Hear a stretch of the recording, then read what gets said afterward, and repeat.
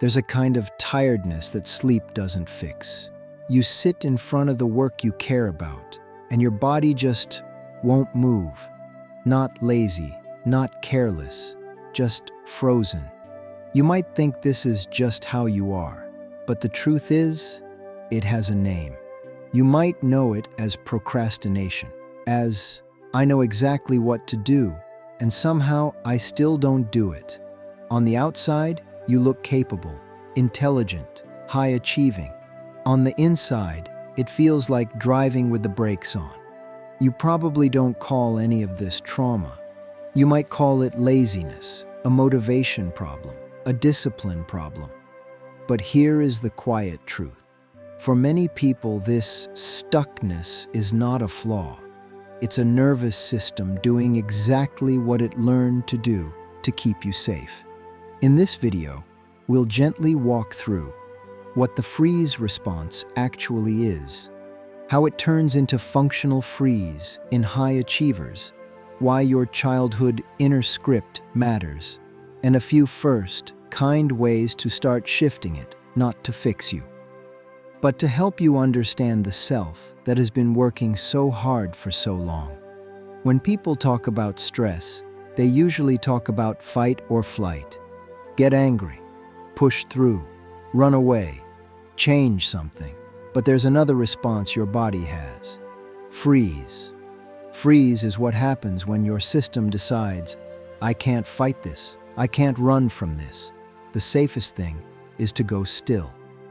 It's not a conscious choice. It's not you being dramatic. It's your body's emergency brake. In freeze, you might feel blank or far away. Stare at the same page for an hour. Know what you should do, but feel like you're underwater trying to move inside. There can still be a lot of noise, racing thoughts, self-criticism, worry. Outside, you look calm, quiet, maybe even fine. You might not even question it. You might think this is just how you are. I overthink, I hesitate, I choke at the last minute. But underneath that, your nervous system is running a very old script about safety. Functional freeze is what happens when freeze learns how to perform. You still work, you still show up, you still achieve. You might even be the responsible one, the dependable one, the one others trust with big things. But inside, parts of you are shut down. You move through your day on autopilot. You answer emails, attend meetings, hit deadlines. But the things that matter most to you, your own projects, your own rest, your own needs, those are the places you freeze. You might notice patterns like doing everything for others, nothing for yourself. Doing low-stakes tasks easily, but stalling on the ones that really count. Working right up against a deadline because you were frozen until panic took over. You might also feel strangely uncomfortable when things are too calm. It's as if your system is waiting for the next problem to solve, the next crisis to manage. Calm feels unfamiliar. Action feels safer than stillness. So when it's time to create, to rest, or to choose something for yourself, your system doesn't quite know how.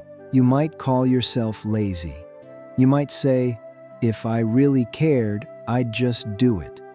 Everyone else seems capable. Why can't I just start? But underneath the vigilance, your body isn't refusing to work. It's refusing to feel unsafe. What looks like procrastination, chronic indecision. Self-sabotage often is a nervous system that learned movement leads to danger, a brain that pairs visibility with criticism, a body that remembers how it felt when mistakes were not safe. You didn't become this way because you were fragile. You became this way because, at some point, staying very still was the smartest thing you could do. High achievers in functional freeze can perform on tests, but freeze on passion projects, deliver for others, but stall when something is just for them. look successful yet feel like they're failing themselves. What you call overthinking is actually deep perception. What you call sensitivity is emotional fluency. What you call being on edge is a system that learns how to keep you safe. When you were young, safety wasn't just about being physically okay. It was about approval, tone of voice, the look on someone's face. Maybe mistakes were met with sharpness, with silence, with withdrawal. Maybe success was noticed, but only when it was perfect. Maybe love felt a little bit conditional, but maybe in your world, that didn't happen consistently. So you learned something very important, very early. If I don't make a mistake, I stay safe. If I don't stand out in the wrong way, I stay connected. Over time, that alertness didn't feel like something you were doing. It felt like who you were. This is the perfectionist child inner script. I must not make a mistake. If I don't know it will go well, I won't start. If I stay very still, no one can criticize me. So as an adult, you might draft and redraft but never hit publish. Plan endlessly but avoid beginning delay decisions until they're made for you by circumstances. On the surface, it looks like avoidance. Underneath, it's an old rule. I will not move, because movement feels dangerous. You might not even question it. You might think this is just how you are. I'm a perfectionist. I'm just picky. But the truth is, perfectionism is often frozen, dressed up as high standards. Here is the part many people never hear. Your freezing wasn't a weakness. It was intelligence. Your nervous system learned that movement could lead to criticism, shame, or disconnection. So it created safety through stillness. You became careful. You became precise. You became aware. That awareness protected you. What looks like procrastination is often a nervous system remembering a time when mistakes weren't safe. You weren't broken. You were brilliant under pressure. But the stillness you learned is not your identity. It is armor. Armor you built when you were small. Underneath it is someone who can move freely, someone who can create without fear, rest without guilt, and exist without constant evaluation. You are not the freeze. You are the person who learned it. And that distinction matters, because what is learned can also soften. Your dignity was never lost. Your confidence was never gone. Your self-trust was never destroyed. They were simply waiting underneath survival. Functional freeze doesn't always look dramatic. It can look like tiny hesitations that add up. You sit down to work on something important. Your chest tightens a little. Your thoughts blur. You check your email instead. You want to reply to a message. You type, erase, retype. You lock your phone and promise to do it later. You lie in bed, exhausted. Your body is heavy. Your mind is loud. You scroll, numb, not really enjoying anything. And even when people care about you, you might feel strangely distant. In relationships, you might love deeply, but carefully. You don't want to be a burden. You don't want to mess it up, so you freeze instead of asking for what you need.